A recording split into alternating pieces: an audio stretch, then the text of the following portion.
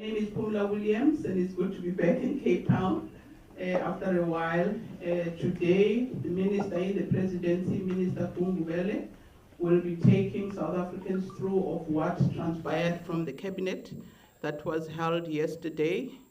Without wasting any time, can I invite the Minister? Thank you.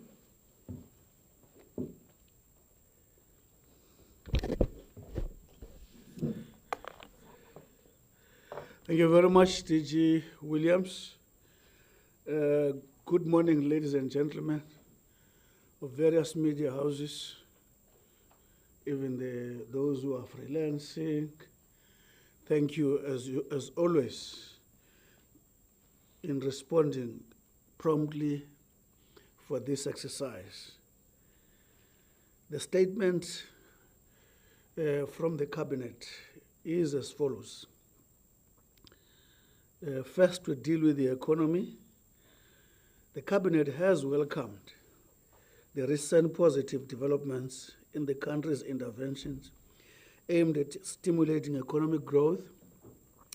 According to the recent unemployment figures from South Africa, unemployment decreased from 35.3% in the fourth quarter of 2021 to 34.5% in the first quarter of 2022. The expanded unemployment rate has declined for a second quarter in a row. The biggest job gains were in community and social services, manufacturing and trade. The gross domestic product in the first quarter of 2022 grew by 1.9%, which takes the size of our economy to pre-pandemic levels. Over the quarter, the manufacturing sector was the economy's key performer, with an increase in the production of petroleum and chemicals, food and beverages, and metals and machinery. These moderate gains, ladies and gentlemen, show that our economy remains robust and that interventions such as economic reconstruction and recovery plan are gaining momentum. Cabinet calls on everyone to support local businesses and industries by buying local products and services. Cabinet also welcomed the decision by the rating agency S&P Global to revise South Africa's credit rating outlook from stable to positive.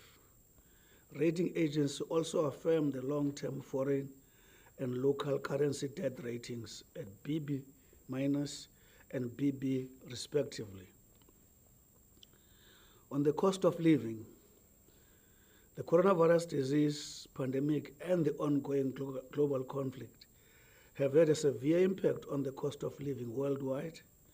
South Africans, too, are frustrated by rising prices of fuel, food, and essentials.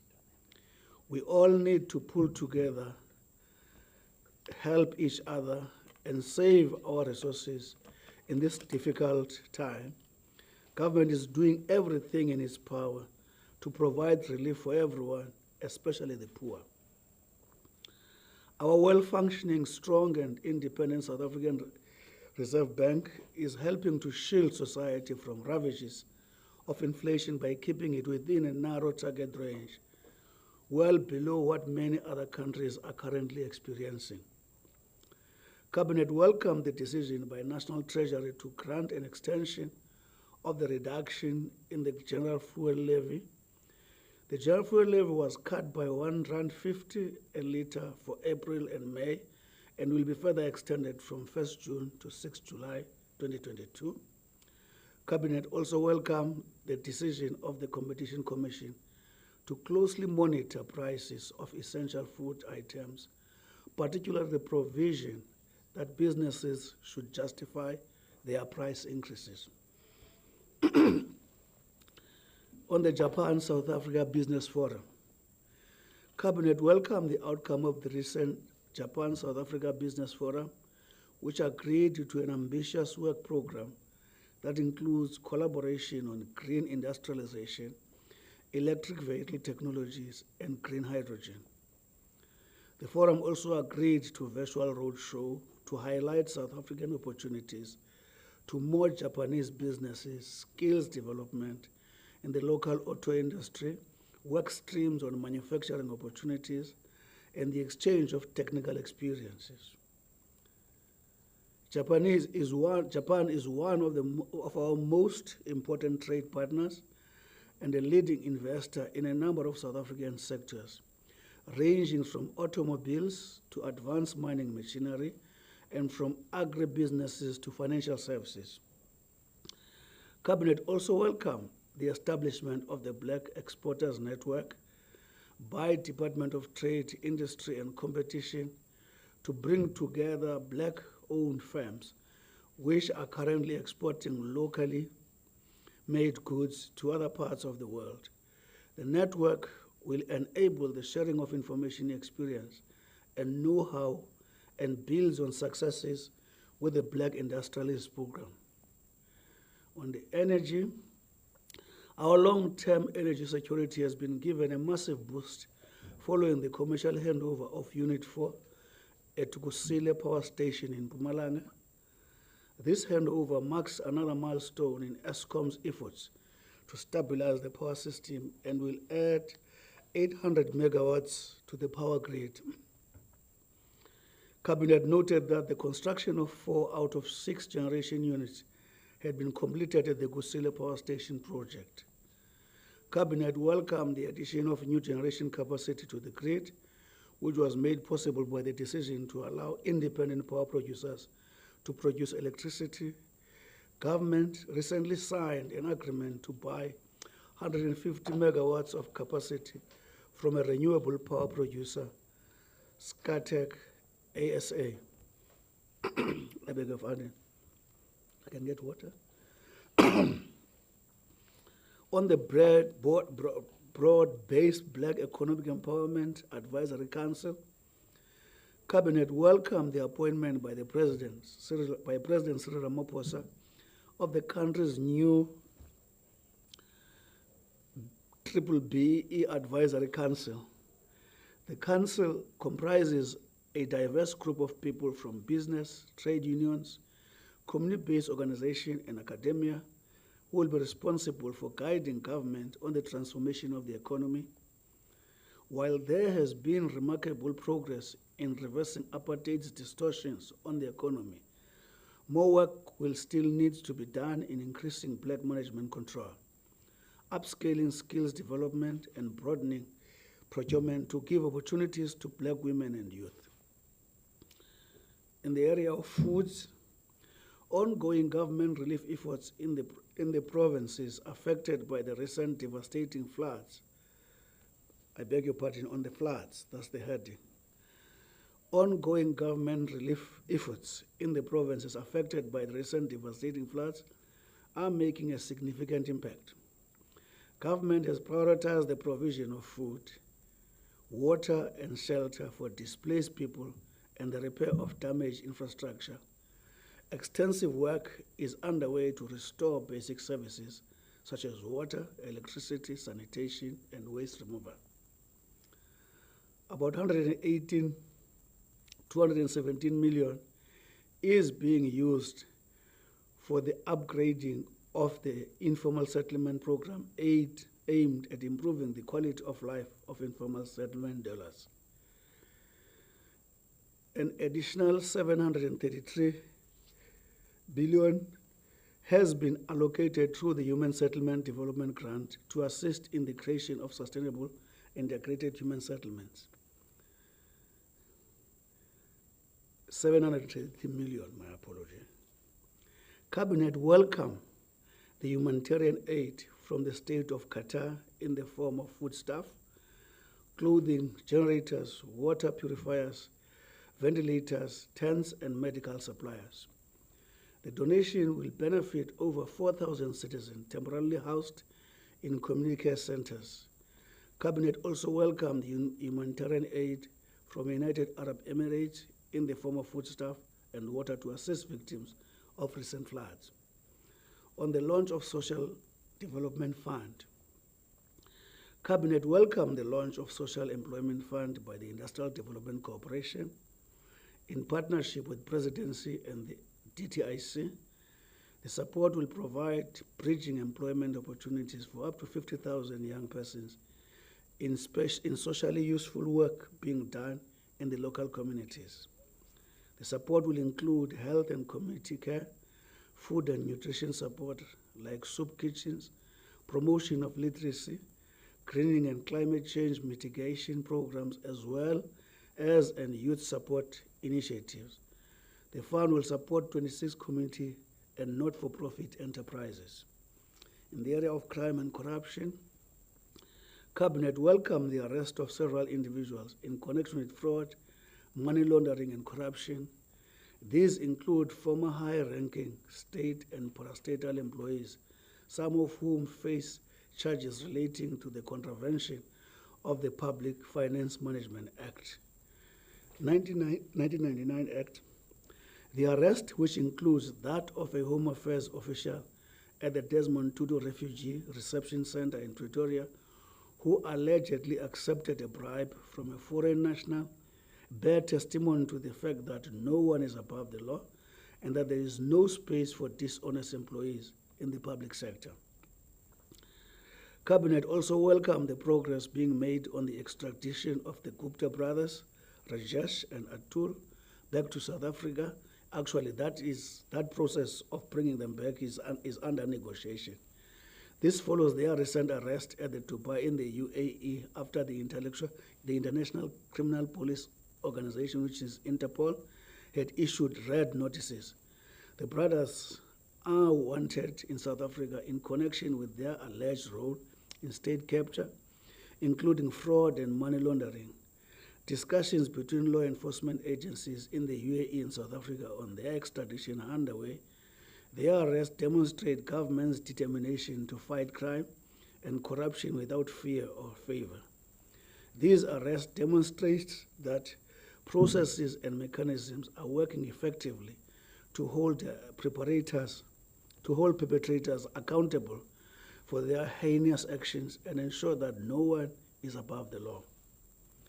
Cabinet condemned the blatant attempt to undermine our economy and country following the malicious damage to a cable at Unit 1 of Eskom's Matra power station in Mpumalanga. This was the fourth incident of the suspected sabotage at the power station after similar incidents were reported at 3 other power stations in the past few weeks. The recent crime statistics are a reflection that we must do more as society to make our communities safer.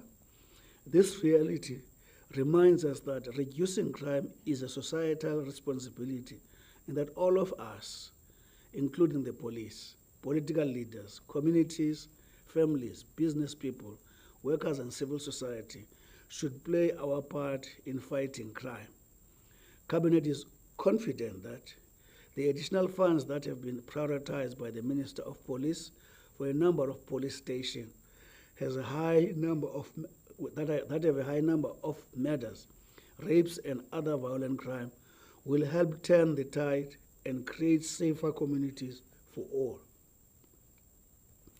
On the update on COVID-19, Cabinet reminded everyone that COVID-19 has not been eradicated and the risk of new infections will increase during the winter season.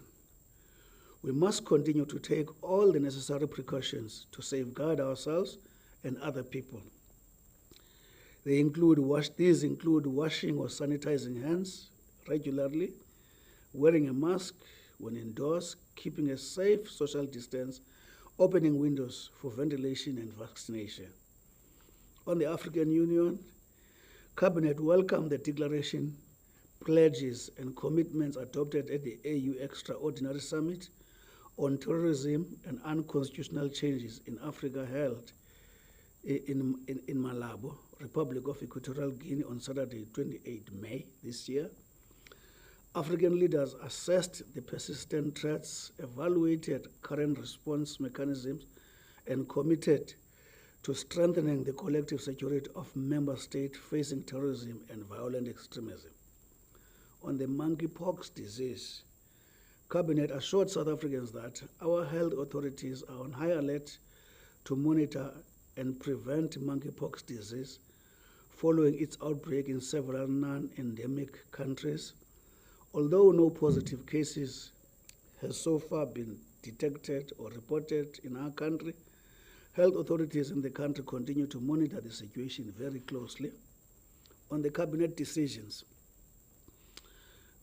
pertaining to public consultation on measures to deal with illegal trading on scrap metal, Cabinet approved that public consultation be undertaken on proposal to restrict the trade of illegally obtained scrap and processed metals.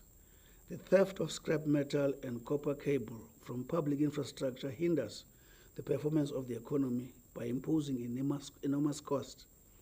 Some of the disruptions include supply of energy and rail services due to vandalized rail tracks.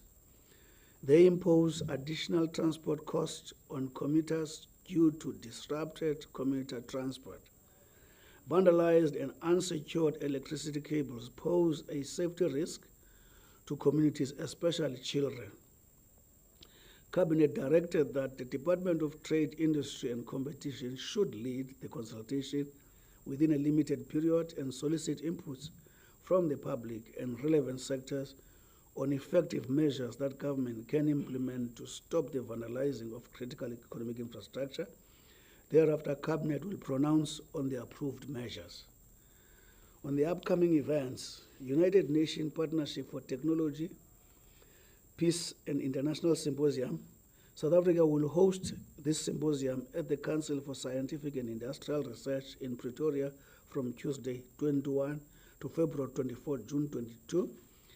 It is expected to be attended by 300 delegates from 50 member states. The symposium brings together all interested military, police, and civilians from the United Nations member states to collaborate in the use of modern advanced technologies and concepts in UN-led field missions. The symposium will be used as an information sharing and brainstorming platform for United Nations member states involved in peacekeeping initiatives on the usage of the latest technologies in peacekeeping missions. The 4th World Skills South Africa Biennial National Competition.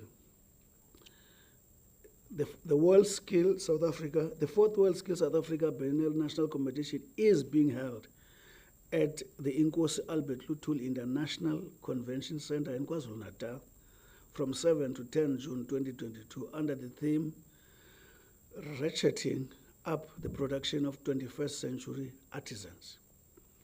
The event is used to promote artisan skills as a vital career choice as well as to open up potential partnership with the industry. It is also used to assess the level of our apprenticeship and artisan development in addition to advocating for the uptake of artisan careers as career of the first choice by our students. Special messages, condolences. Cabinet joined President Cyril Ramaphosa, His Excellency, in extending condolences to the royal family and the nation of the Amampondo Kingdom following the passing of His Majesty King Zanozugo Jelovuyo Stau Azanozugo. On the area of appointment, cabinets, all appointments are subject to the verification of qualification and the relevant clearance. The following appointments have taken place: Mr. Jacob Ganimbele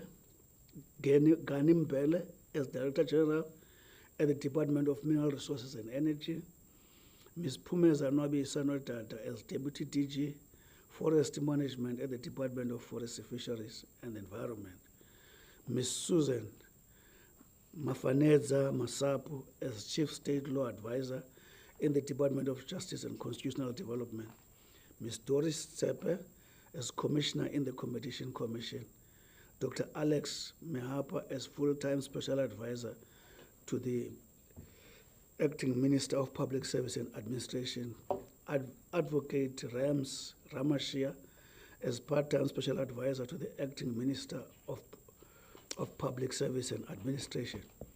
I just want to explain something on the Guptas. The sentence can give an impression that they are on the way to South Africa. the way it is written. I just want to state that the process is, there's a negotiation in that regard. Until those negotiations are concluded, we don't know whether they are coming or not. But at least now we know they are under arrest. I thought it is important to clarify that, because an impression can be given in that sentence that they are on the way coming here. Thank you very much, TJ.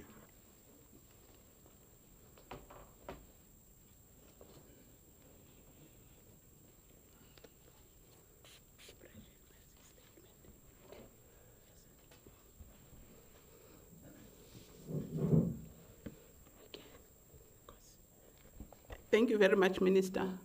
The statement is being sent out by our team. I believe the members of the media who are online were asking for the statement, so it is being sent out. At this point, we will now entertain questions, and I believe Lizelle is going to help us with the questions. Thank you.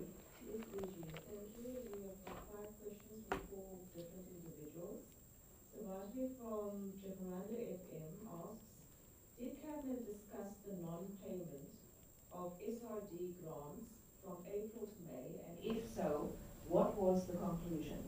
The Institute for Economic Justice says the agreement with the banks has not been signed. How far is the process to ensure that grants are paid to beneficiaries by mid-June?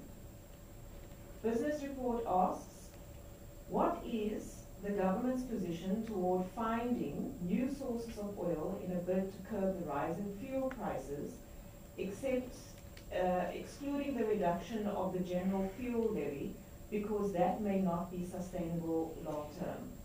The second question is there any indication that SA, South Africa, may in future import oil outside OPEC cartel and directly from Russia, since Moscow is selling oil at a discount to BRICS partners, including India and China?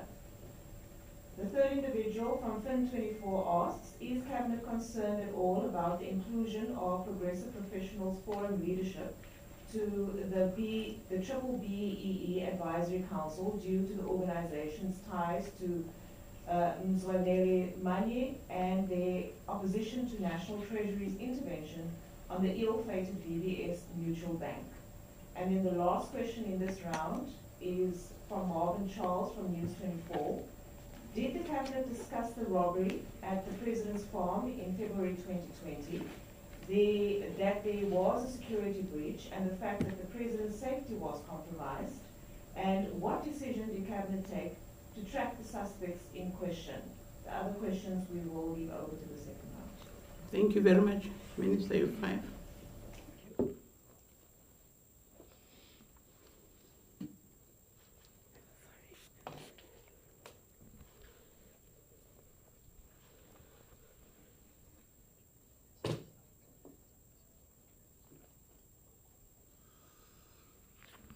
Well, to Jacaranda on the SRD, this is not the matter that the Cabinet entertained.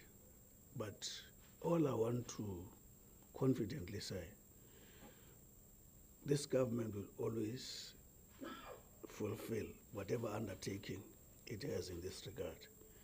If there was a period of non-payment, which is unfortunately inconveniencing, I think upfront, if that is there, on behalf of this government, we'll make that apology. But as long as those SRD are due in line with the commitment the President made, they will be paid.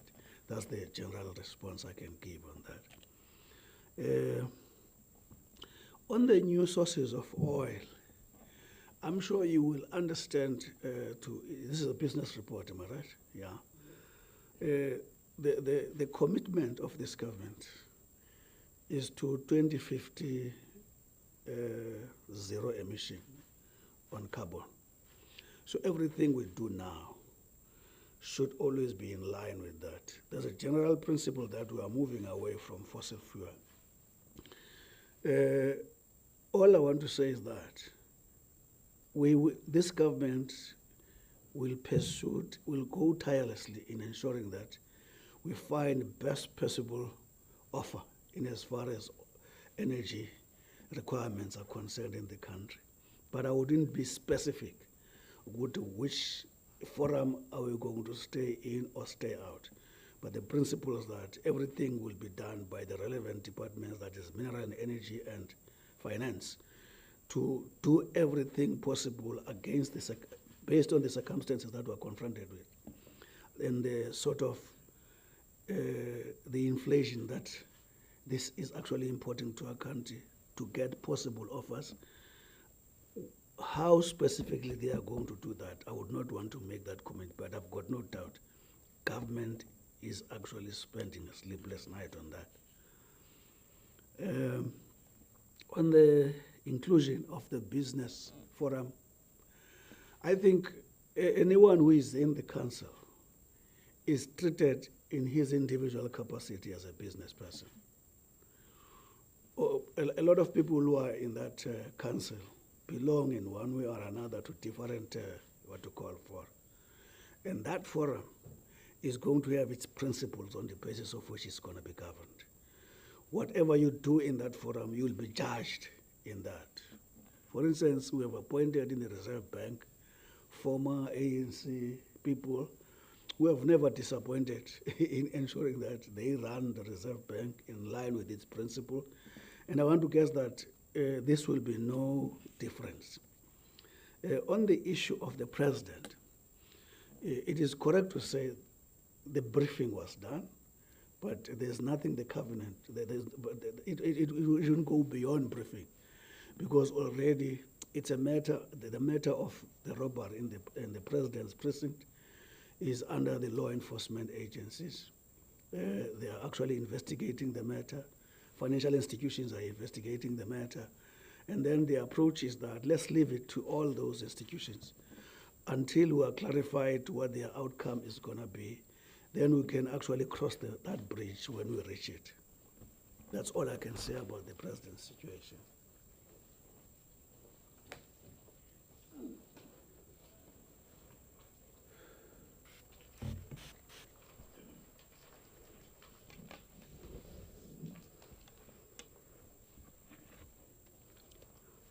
Thank you, Minister. We will take a second round. Lizelle. The second round of questions is as follows. We'll start with Linda's question from Business Day. What are the types of, or the type of measures on the table which have been proposed by the Department of Trade and Industry and Competition to deal with theft and trade in critical economic infrastructure? The second question comes from Christian from Netwerk 24. Can Minister Gungubele please clarify, is there thus no guarantee that the Guptas will be extradited to South Africa? Those are all the questions. Okay. Types of measures for the scrap metal and Guptas. Thank you very much. I think if you look at our statement, we are announcing a process with regard to dealing with the illegality of the use of scrap metal in South Africa, to actually deal with the negative impact it has in our economy. The process in that regard is actually in the statement. Over and above that, the Competition Commission will always play its relevant role whenever that is encountered. But in terms of the infrastructure damage, it's law enforcement agency. It's also a call upon society to assist and inform us wherever that tendency rears its head, and the scrap metal bill is actually has been announced. The process where we are saying, by the president said, we must do it with speed, and then the sooner we have a measure on this matter because of the economic damage in the country, the better. The second question was? Is there no guarantee that the Guptas will be brought back? Oh, no, we don't have that guarantee. But the relationship that occurs between us and the UAE, one expects something better, because I guess I'll be surprised, taking into account the principles and the code of the Interpol, because the Interpol is to make sure that countries work together in dealing with crime. I would be surprised if it does not lead to them coming here at all. Because I'll also be surprised if they are not arrested on the basis of exactly what they did in South Africa. But I wouldn't say there's a guarantee, because that's not a simple process, by the way. Thank you. Maybe it is also important, TG, to say, because I just said we were briefed on the president. The president took the cabinet to confidence in the matter. It's important to actually state that. Thank you.